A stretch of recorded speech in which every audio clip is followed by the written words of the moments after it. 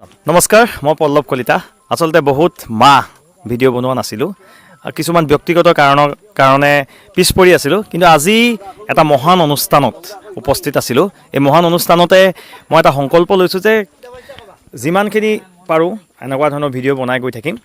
চ' আজি আহিছিলোঁ নপাম বেলিমুখীয়া গাঁৱত, আৰু এই গাঁওখনত আমি এটা NGOৰ লগত আমি সংযোগ হৈ আছোঁ, আৰু সেই NGOৰ যোগেদি আজি এটা বহুত ডাঙৰ কাম আমি সমাজৰ কাৰণে আমি আগবঢ়ালোঁ। সেইটো কাম হৈছে কি, যিহেতু আমি এখন দলঙৰ ওপৰত, এখন বাঁহৰ দলঙৰ ওপৰতে আমি বৰ্তমান আছোঁ।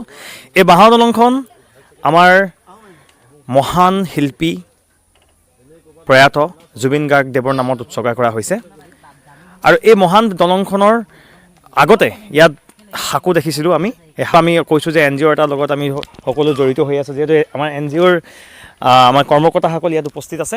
আমি ইয়াত NGOৰ কাৰণে এই নপাম গাঁৱত আমি খেতিৰ কাৰণে অহা যোৱা হৈ থাকে। অহা যোৱা কৰোঁতে আমি কিছুমান আমি অসুবিধাৰ সন্মুখীন হৈছিলোঁ, আৰু অসুবিধাৰ কাৰণে আমি স্থানীয় ৰাইজৰ লগত আমি আলোচনা কৰিলোঁ, আৰু আলোচনা কৰাৰ পিছত আমি এটা সিদ্ধান্তত উপনীত হ'লোঁ যে আমাৰ NGO আৰু ইয়াৰ স্থানীয় ৰাইজৰ সহযোগত এখন বাঁহৰ দলং ইয়াত নিৰ্মাণ কৰা যাওক। আৰু সেই বাঁহৰ দলংখন নিৰ্মাণ হোৱাৰ পিছত, যিহেতু মই ইয়াত অলপ আগত ইয়াত আছিলোঁ, আমি সকলো আছিলোঁ, তেতিয়া দেখিছিলোঁ যে দুজনমান ছাত্ৰ স্কুলৰ পৰা আহিছে, কিমান ফূৰ্তিৰে, কিমান উৎফুল্লিত হৈ তেওঁলোকে এই দলংখন পাৰ হৈছে।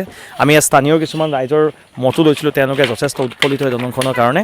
ঠিক আমি ধন্যবাদ জনাইছোঁ।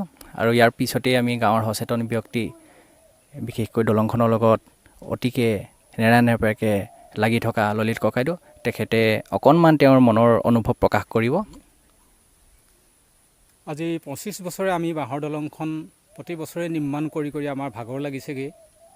এইবছৰ আমি 6 মাহ ধৰি দলংখন বনাবৰ কাৰণে কোনো বিশেষ ব্যক্তি আগ নবাঢ়ি সাঁকোৰে ল'ৰা ছোৱালীবিলাক পাৰ হৈ যথেষ্ট কষ্ট পাইছিলে।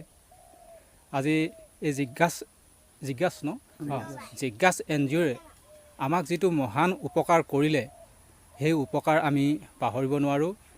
তেখেতলোকক আমি বিশেষকৈ অশেষ ধন্যবাদ মোৰ ফালৰ পৰা জনাইছোঁ, কাৰণ এইকণ উপকাৰ তেওঁলোকে নিশ্চয় ফল পাব বুলি মই ভাবিছোঁ।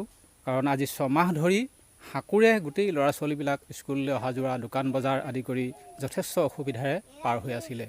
এই জিজ্ঞাছ NGOৰে যিকণ উপকাৰ কৰিলে, সেই উপকাৰ যথেষ্ট ফলদায়ক তেওঁলোকে পাব বুলি মই ভাবিছোঁ। গতিকে আজি এটা মহান কাম শেষ হৈছে বুলি আমি অনুভৱ কৰিছোঁ, আৰু ভৱিষ্যতেও আমাৰ যি জিজ্ঞাছ NGO, আমি এনেকুৱা ধৰণৰ কাম কৰিবলৈ আগবাঢ়ি গৈ থাকিম। যিহেতু আমাৰ জুবিন গাৰ্গদেৱৰ এইটোৱে এটা সপোন আছিলে যে আমি সমাজৰ কাৰণে, আমাৰ অসমখনৰ কাৰণে কিবা এটা কৰা।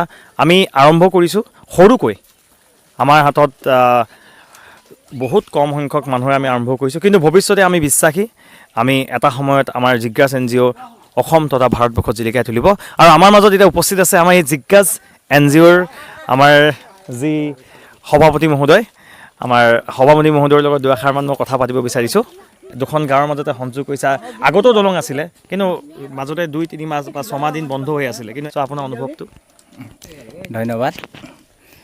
এতিয়া ক'বলৈ মই ভাষাৰে বা কথাৰে কি বুলি বুজাম, যিহেতু আপুনি আমাক সুধিছে যেন আমাৰ অনুভৱ কেনেধৰণৰ। এতিয়া জুবিন ককাইদেৱে কৈছে যেন a stroke of a guitar can make a change of a nation. সঁচাকৈ এখন গীটাৰ তাৰৰ আঘাতে যেনেকৈ এটা জাতিৰ পৰিৱৰ্তন আনে, আমাৰ জিজ্ঞাছ NGO, জিজ্ঞাছ স্বেচ্ছাসেৱী সংস্থাটোৱে চেষ্টা আমি অব্যাহত ৰাখিছোঁ। আৰম্ভ কৰিছোঁ, আমি জানুৱাৰী মাহতে আৰম্ভ কৰিছোঁ কি কৰিবৰ বাবে, আমি আমাৰ সমাজখনত মাজত এটা পৰিৱৰ্তন আনিবৰ বাবে, যিখিনি বৰ্তমান আমাৰ চলি আছে। আমি এতিয়া আৰম্ভণিতে যদি আমি কওঁ, এনেধৰণৰ দলং এইখনেই নহয়, আমি কেইবাঠাইতো আমি কাম কৰি আহি আছোঁ। কেৱল মাত্ৰ দলং নহয়, বিভিন্ন ক্ষেত্ৰত বিভিন্ন ভাগে আমি পৰিৱেশেই হওক, আমি শিক্ষাই হওক, তেনেকৈ কাম কৰি আহি আছোঁ। কিন্তু মূল প্ৰশ্ন হৈছে, এতিয়া আমাৰ পল্লৱ দা তেখেতে আমাক প্ৰশ্ন আগবঢ়াইছে যেন আপোনাৰ অনুভৱ কেনেধৰণৰ। এই অনুভৱটো মোক ক'বলৈ যেন অন্তৰত মোৰ কিবা যেন ভাষাই নাইকিয়া। কাৰণ কি, আমি কেইদিনমানৰ আগত দেখিছিলোঁ 3ডালমান মাত্ৰ বাঁহ, সেই বাঁহৰ ওপৰেদি আহোঁতে মাজডোখৰত ভূমিকম্প যেনেকৈ হওঁতে যেনেকৈ কঁপনি উঠে পানীত যিটো কম্পমান হয় সেই কম্পমান আমি দেখা পাইছিলোঁ। আৰু চাওক ঘটনা ঘটিবলৈ বেছি সময় নালাগে, কিন্তু আমাৰ আজি বৰ্তমান আমি দেখা পাইছোঁ গাঁতটোত যেতিয়া এজন লোক পৰি মেলি মৃত্যু সাৱটি ল'বলগীয়া হয় তাৰ পিছ মুহূৰ্ততহে গাঁত বনে। কিন্তু আমাৰ জিজ্ঞাসা এন জি অ'য়ে এইটো ভবা নাছিলে।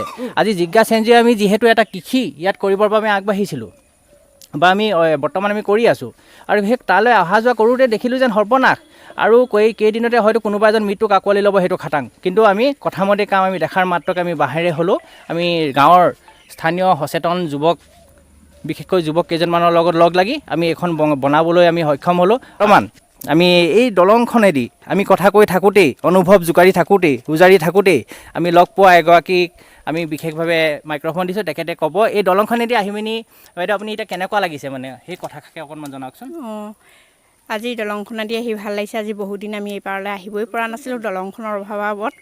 ভগা সাকু ছোৱালীজনীও ওচৰৰ কাষৰ ল'ৰা এটা টিউশ্যন কৰিবলৈ আহে, এই দলঙৰ অভাৱত আহি টিউশ্যন কৰিব পৰা নাই। বহুত অসুবিধা, মুঠতে আমাৰ এই পাৰে বহুতখিনি বাৰী আছে কিবাকিবি কৰিবলগীয়া কাম, এই দলঙৰ অভাৱত আহি কৰিব পৰা নাই সেইখিনি। আজি ভাল লাগিছে দলংখন, আমি পকীকৰণ হোৱাটো বিচাৰোঁ। ৰাইজে আজি বহুত দিনৰ পৰা লাগি থকা হৈছে, কিন্তু আজি পৰ্যন্ত হোৱা নাই। হ'ব বুলি আশাৰে বাট চাই আছোঁ। এতিয়া আপোনালোকে এইভাগে কৰি দিয়াৰ কাৰণে আমি বহুত সুবিধা হৈছে। সচেতন ব্যক্তিৰ লগত লগ লাগি আজি এই দলংখন নিৰ্মাণ কৰিবলৈ আমি সক্ষম হ'লোঁ। আজি শুভ উদ্বোধন হৈছে। জুবিন ককাইদেউ তেখেতৰ শ্ৰদ্ধাঞ্জলিৰ পিছতেই আমি এই দলংখন আমাৰ উদ্বোধন কৰা হৈছে। আমাৰ লগত উপস্থিত আছিল গাঁৱৰ ৰাইজ, বিশেষ কেইজনমান সচেতন ব্যক্তি, আৰু মনৰ কথা মনৰ অনুভৱ প্ৰকাশ কৰিলে হয়তো আমাৰ দিন ৰাতি হৈ গুচি যাব, কিন্তু আমাৰ শেষ নহ'ব।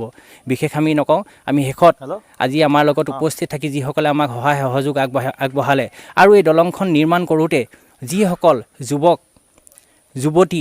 যুৱতীসকলেও আজি সিদ্ধ বনোৱাৰ পৰা আদি কৰি সকলো ক্ষেত্ৰত মানে সহায় কৰা আমি দেখা পাইছিলোঁ। আটাইলৈকে একেষাৰে আমি জিজ্ঞাসা এন জি অ'ৰ তৰফৰ পৰা আন্তৰিক ধন্যবাদ জনাইছোঁ।